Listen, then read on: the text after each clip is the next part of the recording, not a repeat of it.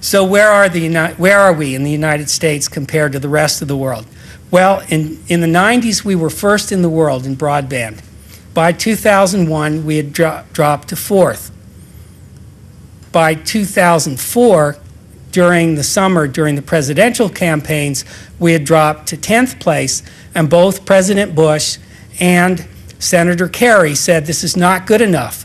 This threatens our ability to be competitive in the world. We should be pushing for number one. Well, now we are somewhere between 15th and 24th, depending on which study one looks at. Now, where are we on the other factors? Now, that was penetration. That's the number of broadband lines divided by some measure of population, be it population, households. What about speeds, data speeds, speed that is crucial to moving information quickly at high capacity? Well, there we're about 14th. Japan's the world leader. Their average download speeds are close to 100 megabits per second. You saw how fast 100 was before. We're at about 8.9. Well, that's advertised. You get a lot less than advertised, and we'll look at that in a minute too. But at least advertised, we're getting about a tenth of what you can get in Japan. Average monthly price, 21st in the world.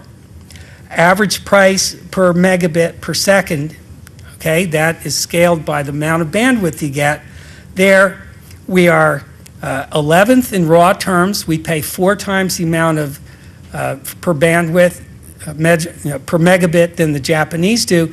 And at the highest levels, the fastest versions, such as Verizon's Fios and Comcast's new service, compared to Japan's, they pay 13 cents per megabit, and we pay an average of $2.83 in the few places where we can get it.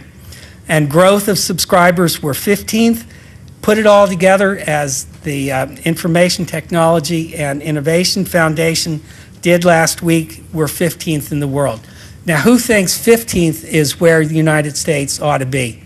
I agree with President Bush and Senator Kerry and everybody else who's now talking about this.